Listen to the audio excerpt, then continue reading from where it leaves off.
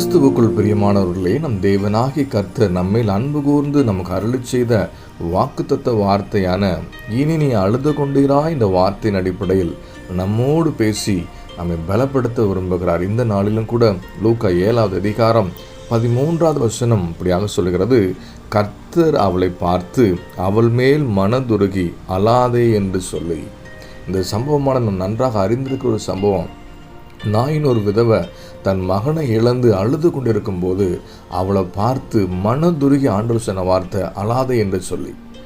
அவளுடைய வாழ்க்கையில் தேவன் எதை செய்தால் அவள் அழுக நிற்கும் என்பதை அறிந்திருந்தனால ஒரு பாடை அருகே போய் அந்த மகனை தொட்டு எழுப்பி வாடிமனை எழுதுரு என்று சொல்லி உயிரோடு எழுப்பினதை வேதனம் சுட்டி காண்பிக்கிறது.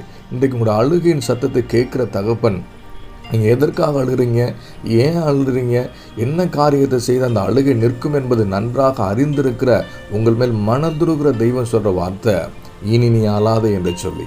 அவர் மேல் உங்கள் மனதுருகினது நிமித்தமாக உங்களுடைய காரியங்களை வாய்க்க பண்ணுவதற்காக இந்த வார்த்தை கொண்டு பேசி கொண்டிருக்கிறார். எந்த காரியத்தை செய்தால் நம்முடைய அழுகை நிற்கும் என்பதை நன்றாக அறிந்திருக்கிற நல்ல தகப்பன் நமக்கு உண்டு. இந்த உலகத்தில் இருக்கிற பிதாக்களை காட்டிலும் தகப்பன்மார்களை காட்டிலும் நம்மை அதிகமாக நேசித்து நமக்கு வேண்டிய நன்மைகளை அருளி செய்கிற பரலோக பிதா நமக்கு உண்டு. இந்த உலகத்தில் இருக்க பொல்லாத தகப்பன்மார்களை அவர்களே நல்ல ஈவை கொடுக்க அறிந்திருக்கும் போது நம்முடைய பரலோக பிதா நாம் வேண்டிக் கொள்ளுகிறதுக்கும் விரும்புகிறதுக்கும் அதிகமான காரியங்களை செய்ய வல்லமையுள்ளவர் என்பதை அறிந்திருக்கிறவர்களாக நாம் மாற வேண்டும். அது மாத்திரமல்ல, நம் கண்ணீருக்கான பதிலை கொடுப்பதில் அவரை போல ஒரு தெய்வம் இருக்கவே முடியாது.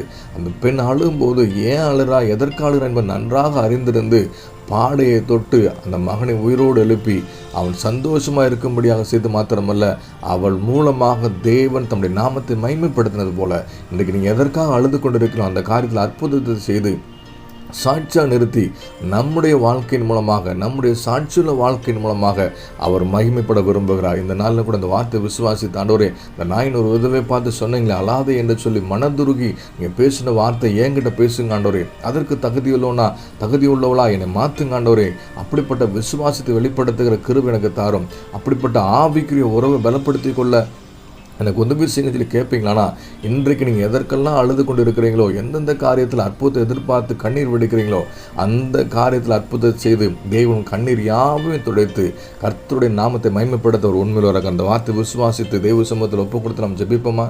நல்ல தகப்பனே, இந்த அருமையான வார்த்தைக்கு நன்றி செலுத்துகிறோம். எங்களை பார்த்து மனதுருகி அழாதே என்று சொல்லத்தக்கதாக எங்கள் ஆவிக்குரிய வாழ்க்கை மாறட்டும் ஆண்டவரே, எங்கள் விசுவாச வாழ்க்கை பலப்படட்டும் சுவாமி.